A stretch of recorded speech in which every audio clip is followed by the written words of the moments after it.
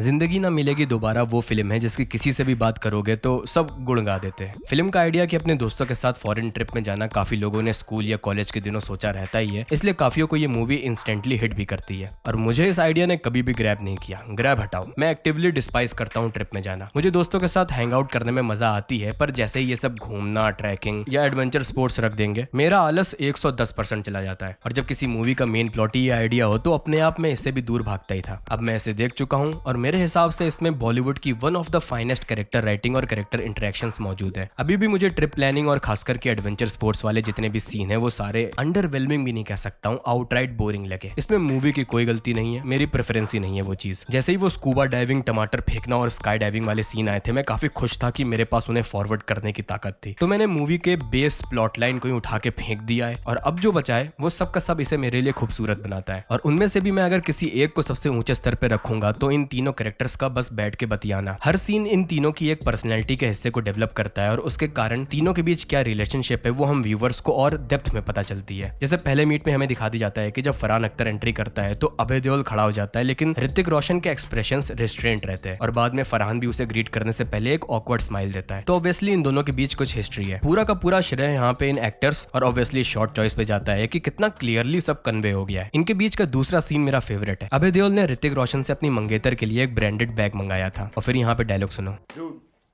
First of all be thankful कि मैंने तेरे लिए 12,000 यूरोज का बैग खरीदा। What? ओए, दिखा दिखा दिखा। इस सीन में बैग के प्राइस से ऋतिक रोशन और फरहान अख्तर दोनों को फर्क पड़ता है, पर अभय देओल को नहीं। तो क्लियरली शो कर दिया गया है कि अभय हमेशा से अमीरी में ही पला बड़ा है। ऋतिक रोशन इतना अमीर हो गया है कि ये बैग खरीद के लाया है, पर उसे पता है कि महंगा है तो चलो प्राइस बता के फ्लेक्स भी कर लेते हैं। और फरहान अख्तर उसे खरीदने का सोच तक नहीं सकता है, पर वो अपना मटेरियलिस्टिक नेचर खुल के दिखा भी देता है। अब जस्ट इसी के बाद अगले ही इंटरेक्शन में ऋतिक फरहान पे ये कमेंट करता है, 12,000 यूरोस इस पर्स के लिए? हाँ, तेरी तनख्वाह भी इतनी नहीं होगी। और इसके रिप्लाई में फरहान और अभय दोनों उसे घूर देते हैं। वही बात, ऋतिक के लिए कैपिटल काफी ऊपर है, फरहान को हल्की सी हट करी ये बात और अभय इस बिहेवियर को अननेसेसरी मानता है। इसमें एक ये बात भी है कि ऋतिक फरहान को डिमीन करने का एक मौका नहीं छोड़ता है, पर अभय को वो कुछ नहीं बोलता है। वही बात, इनके बीच कुछ अनबन है भाई। और उसका बाद में खुलासा हो जाता है कि कुछ साल पहले फरहान का ऋतिक की गर्लफ्रेंड के साथ अफेयर था। फरहान के नजरिए से ऐसा था कि 4 साल हो गए वो बात को और उसने माफी भी मांग ली है काफी बार। ऋतिक के नजरिए से ऐसा था कि जीएफ ने भी धोखा दिया और दोस्त ने भी, और दोस्त की माफी उसे जेन्युइन नहीं फील हो रही है। इस बैंटर के बीच मुझे अभय का एक इंटरेक्शन काफी बढ़िया लगता है।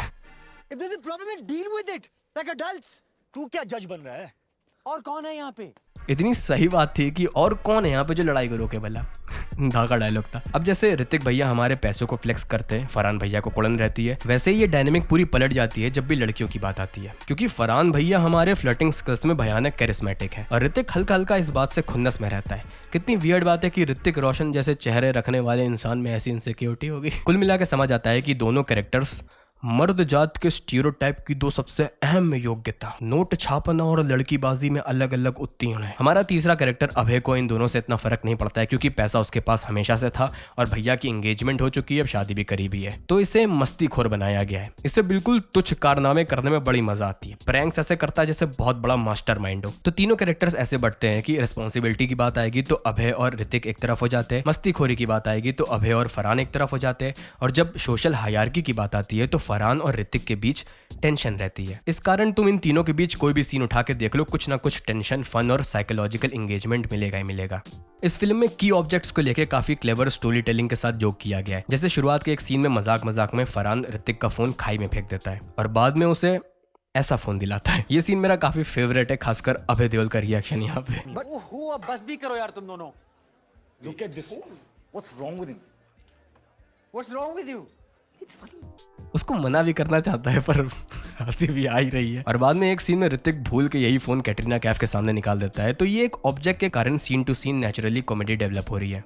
अब मैं 2 आइडियाज की बात करना चाहता हूँ जिन पे इस मूवी ने मुझे सोचने पे मजबूर किया है। एक मूवी के थीम के अगेंस्ट है और एक उसके तरफ से है।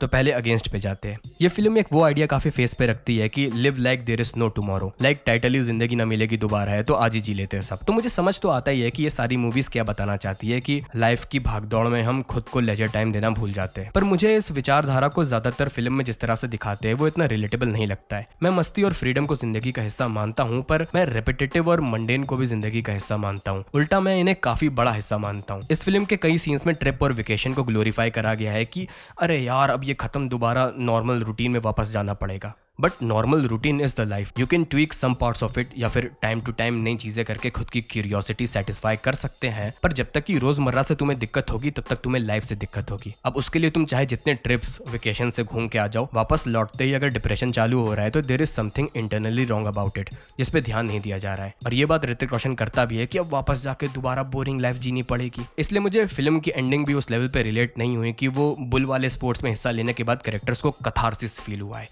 और फिर मूवी खत्म।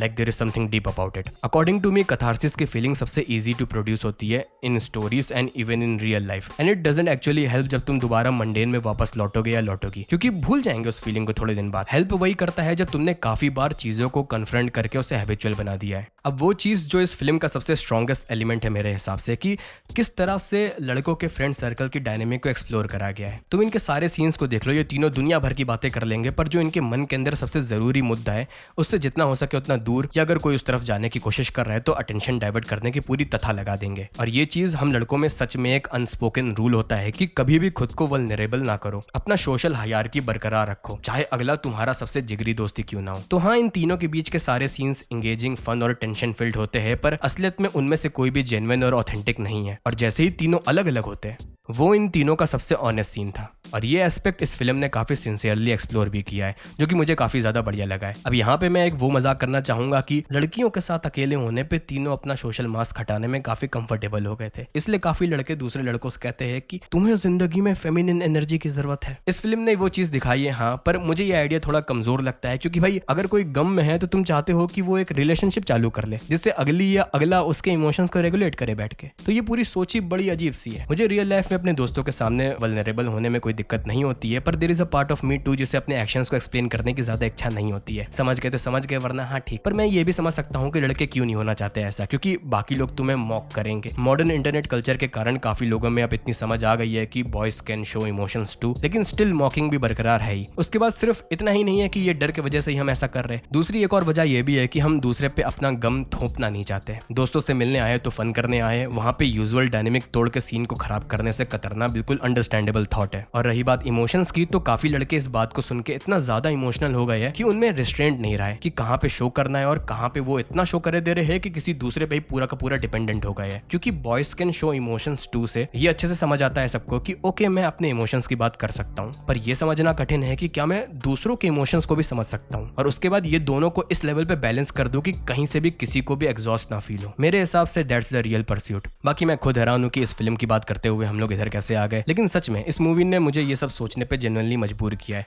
और इसके लिए मैं इसे सलाम ठोकता हूँ। मैं बैठ के इन कैरेक्टर्स के हर एक इंटरेक्शन की घंटों तक की बात कर सकता हूँ। लाइक कल्कि ने जिस तरह से अपना कैरेक्टर प्ले किया है वो काफी तगड़ा और रिलेटेबल था। हमारे मेन कैरेक्टर के पीओवी से देखेंगे तो वो ऑब्सेसिव और टॉक्सिक लगेगी, पर मुझे वो कंप्लीटली अंडरस्टैंडेबल और ह्यूमन राइटिंग लगी, और उसने बेहतरीन परफॉर्मेंस भी दी है। कैटरीना कैफ की डायलॉग डिलीवरी उस लेवल पे नहीं होगी, पर एज अ कैरेक्टर वो इस फिल्म के थीम के हिसाब से सबसे इंपॉर्टेंट और बहुत कूल थी। और हमारे तीनों मेन कैरेक्टर पे तो मैं ऑलरेडी बात कर ही चुका हूँ, तीनों ने काफी नुआंस के साथ रोल हैंडल किया है। बाकी तुम बताओ तुम्हें इस फिल्म में क्या अच्छा लगा, और इसी के साथ हम इस वीडियो की समाप्ति कर देते हैं। देखो अगली वीडियो में मेरी जिज्ञासा मुझे कहाँ ले जाएगी।